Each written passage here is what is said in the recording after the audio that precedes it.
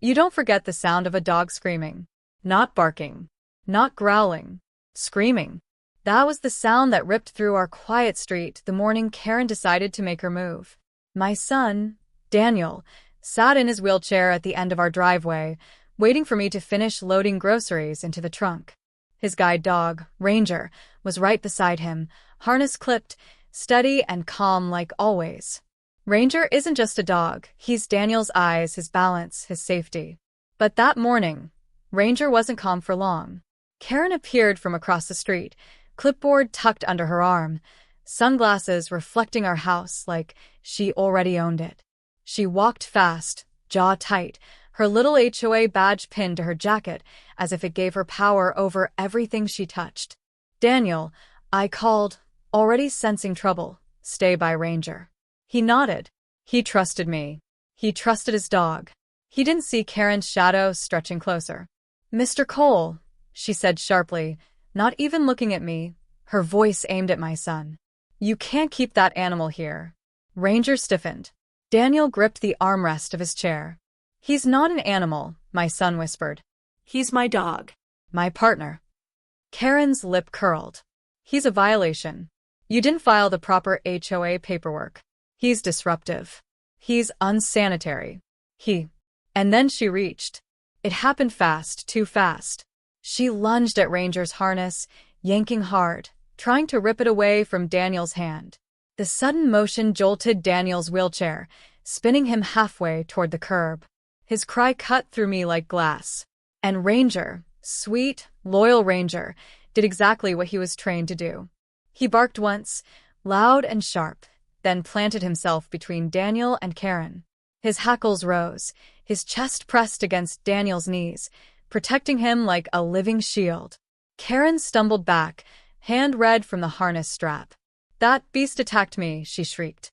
Neighbors stepped out of their houses, drawn by the noise. Phones started recording. But Karen wasn't finished. She jabbed her finger at Ranger. Dangerous animal. I'll have him removed. This is an HOA community, not a kennel. Daniel's face was pale, but his voice was steady. You hurt him. You try to pull him away. Her sunglasses hid her eyes, but not her smirk. No one's going to believe you, boy. That was when I stepped forward. Calm. Controlled. But my blood was fire. Believe him, I said.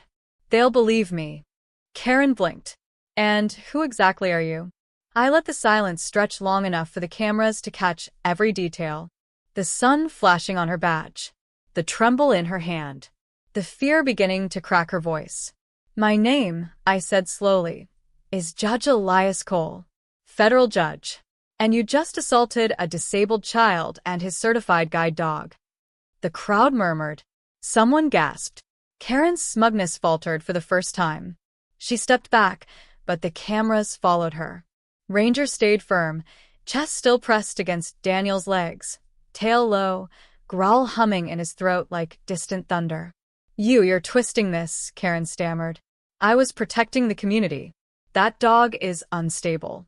You're unstable. I shook my head. The only unstable thing here is your grip on reality. I crouched beside Daniel, checking his chair, checking Ranger, making sure they were safe. My son's small hand found mine. His other hand stayed buried in Ranger's fur, holding tight like it was the only solid thing in the world. Dad, he whispered. She hurt him. I know, I said softly. But she just hurt herself worse. I stood again, facing Karen, voice steady but hard as stone. You have exactly one chance to walk away before this becomes something you can't bury with paperwork. Because let me tell you something, Karen, your little HOA rules don't apply in federal court. Her mouth opened, but no sound came out. The neighbors' cameras were still rolling.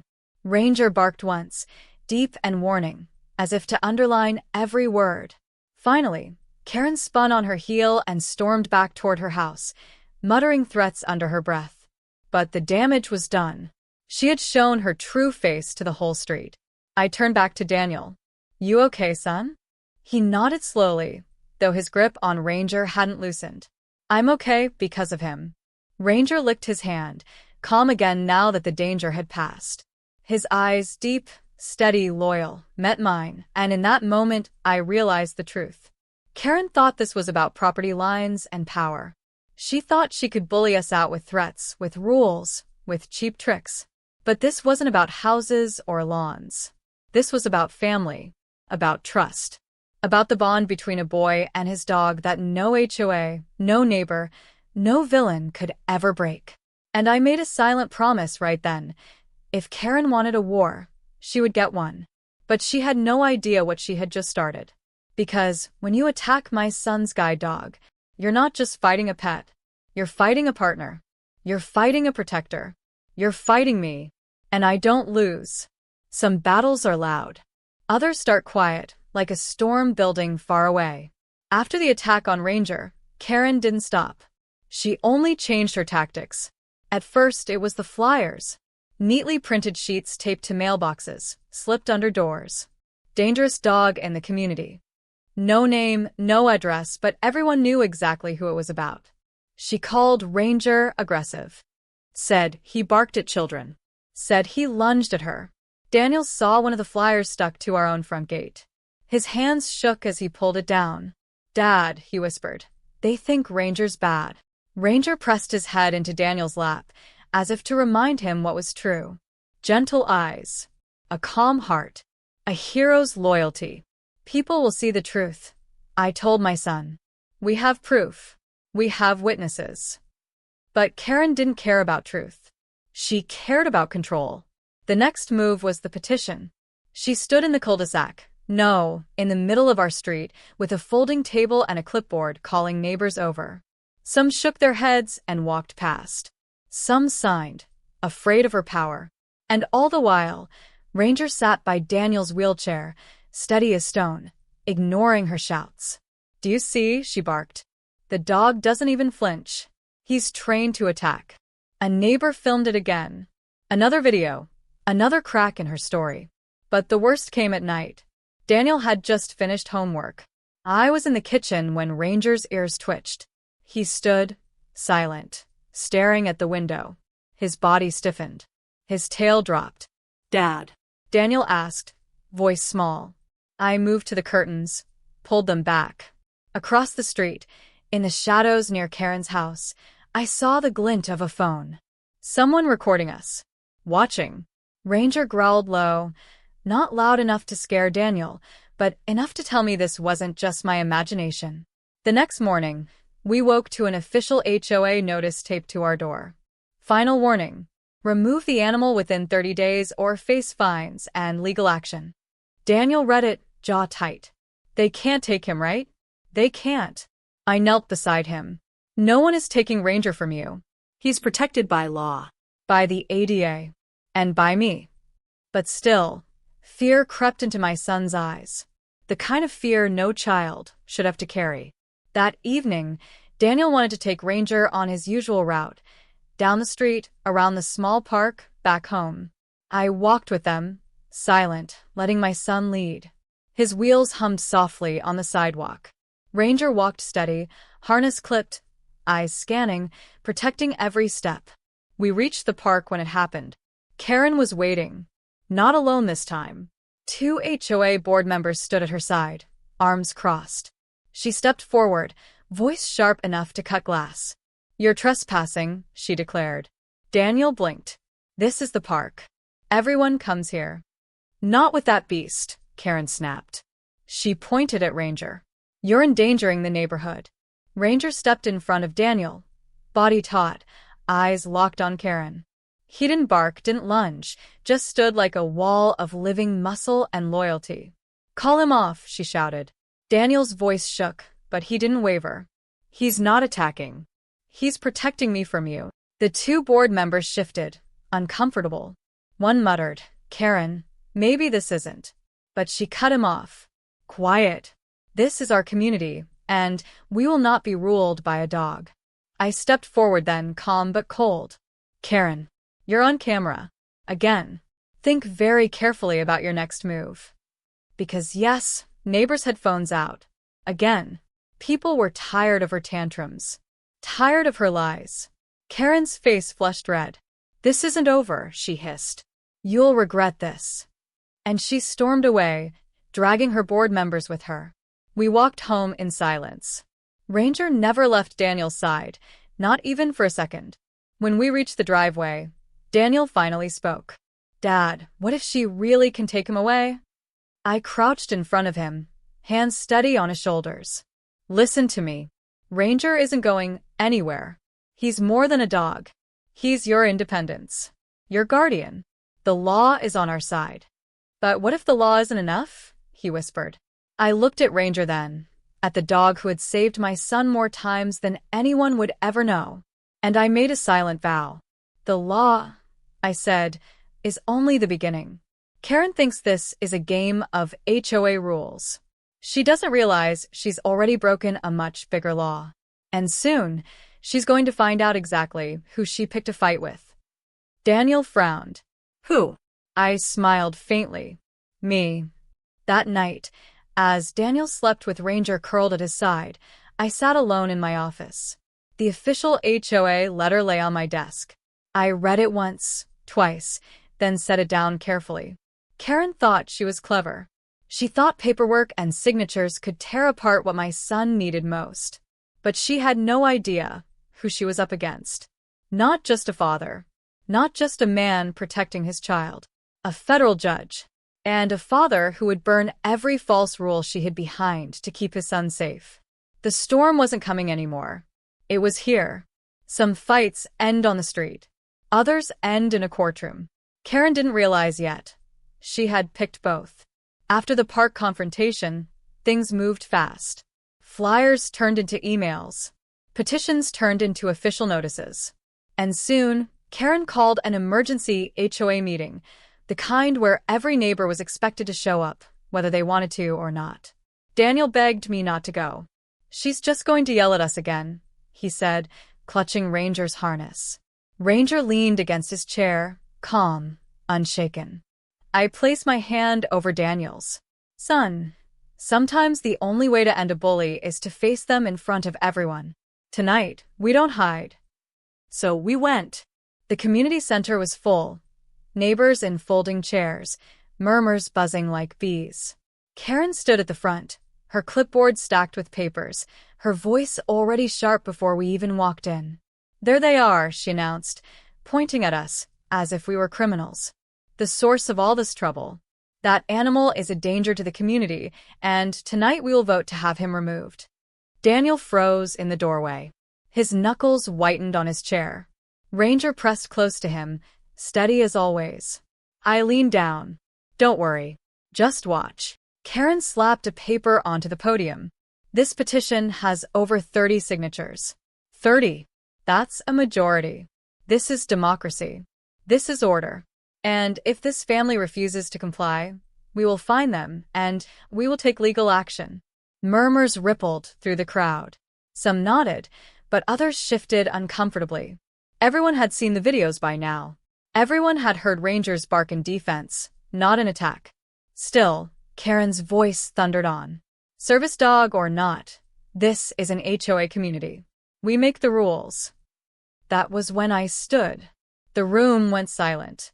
Every eye turned to me, and for the first time, I didn't hide the weight of who I was. My name is Elias Cole, I said evenly. And I am a federal judge. The silence deepened, sharp as glass.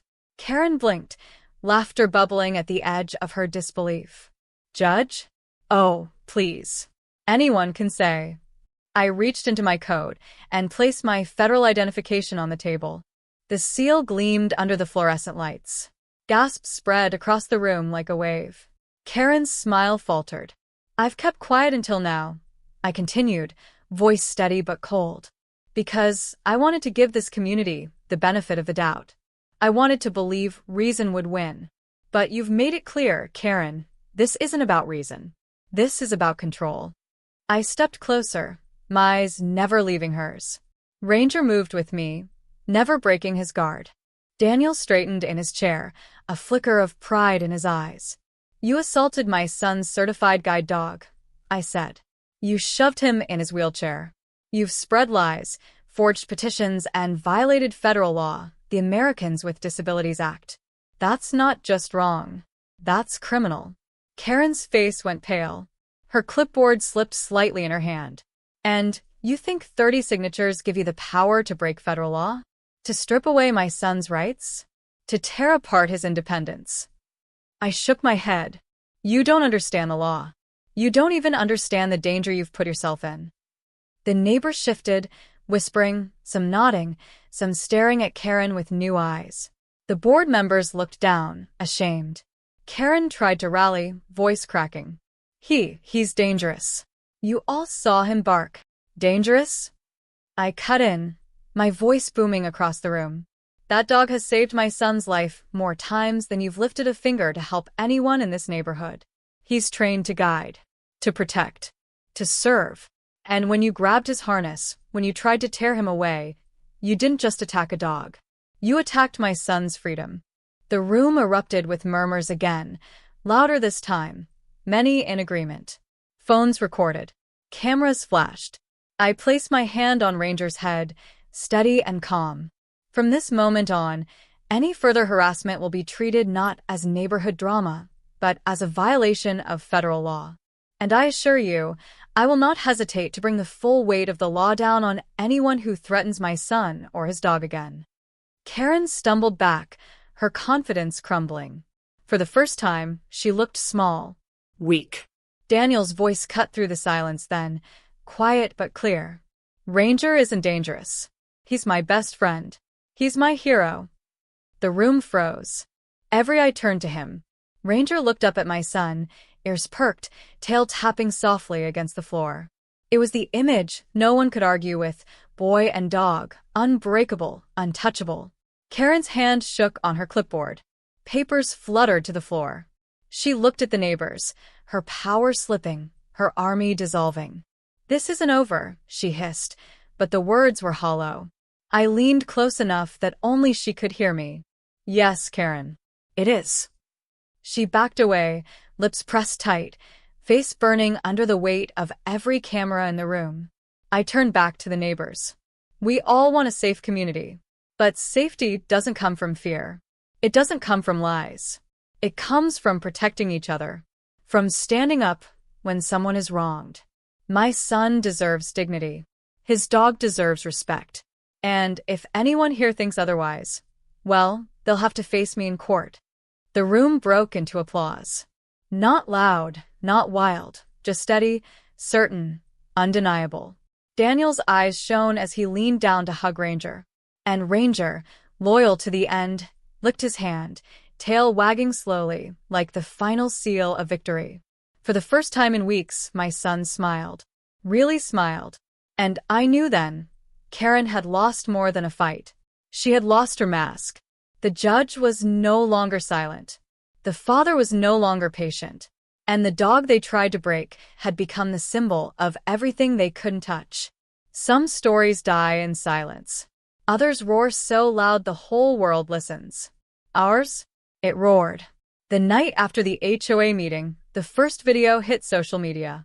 The clip was shaky, filmed on a neighbor's phone, but it was enough. Karen's hand grabbing Ranger's harness, Daniel's wheelchair jerking, Ranger barking in defense. The caption read, HOA president attacks boy service dog. By morning, it had over 2 million views. And it didn't stop. News stations picked it up. Talk shows called. Hashtags exploded. Hashtag Justice for Ranger trended worldwide. For once, the spotlight wasn't on Karen's rules. It was on Daniel. On Ranger. On a bond no bully could ever break. Neighbors who had stayed quiet started speaking. One by one, they shared their own recordings, their own stories. Karen wasn't just a villain in our home. She had been a tyrant to everyone. Now, her power crumbled under the weight of the truth. But the biggest shift came when the Department of Justice called. Judge Cole, the voice said, we've seen the footage. We're opening a federal investigation. Service animals are protected under the ADA. What she did wasn't just wrong. It was illegal. Karen thought she had been fighting a neighborhood game. Now she was fighting the federal government. The court date came fast. The community packed into the courthouse. Reporters lined the steps, cameras flashing. Daniel sat proudly in his chair, Ranger at his side in his bright service vest, head held high like he knew exactly what was happening. Karen walked in pale, sunglasses gone, her once proud stride reduced to nervous steps. She tried to avoid the cameras, but there was no hiding anymore. Inside the courtroom, the judge presiding was not me. I recused myself, as any fair man would. But I sat beside my son, hand on his shoulder, as testimony unfolded. The prosecutors showed the videos. Clip after clip. Karen grabbing. Karen shouting. Karen spreading lies. Each image painted the truth clearer and clearer. She had tried to strip away a boy's rights by tearing at his only lifeline. Daniel was called to speak. My heart pounded as he wheeled forward, Ranger walking calmly at his side. He faced the jury, his voice quiet but steady. Ranger isn't just a dog, he said. He's my partner. He helps me cross streets. He helps me feel safe. He helps me live my life. Karen tried to take him from me. She tried to take my freedom, but he protected me anyway. He always protects me. The room was silent, hanging on every word. Then Ranger, as if on cue, pressed his head gently against Daniel's hand. The jury melted. Even the judge softened. It was more powerful than any lawyer's argument. Karen's lawyer stammered about community order and rules, but it was useless. The truth was too clear, the evidence too overwhelming. The verdict came swift, guilty of harassment, assault, and violation of federal disability law. The sentence? Fines. Mandatory community service. Removal from the HOA board. And worst of all for her, her reputation destroyed in front of the world. But the real victory wasn't in the punishment. It was in what came after. News outlets begged for interviews with Daniel and Ranger. Children wrote letters, calling Ranger a hero. Strangers sent gifts, cards, even handmade harness covers embroidered with words like protector and guardian. At school, kids who once looked at Daniel with pity now looked at him with pride. He wasn't the boy in the wheelchair anymore. He was the boy with the hero dog. One evening, weeks later, as we sat on the porch watching Ranger chase fireflies across the yard, Daniel turned to me. "Dad," he said softly, "do you think Ranger knows what he did?" I smiled, watching that golden retriever trot back, tail wagging, eyes shining like the stars themselves. "I think he's always known. That's why he was given to you. Not just to guide you. To guard you." Daniel reached down, scratching Ranger's ears. "He's more than a dog. He's my best friend." And in that moment, I realized Karen had given us something she never intended. Proof. Proof of a bond that could not be broken.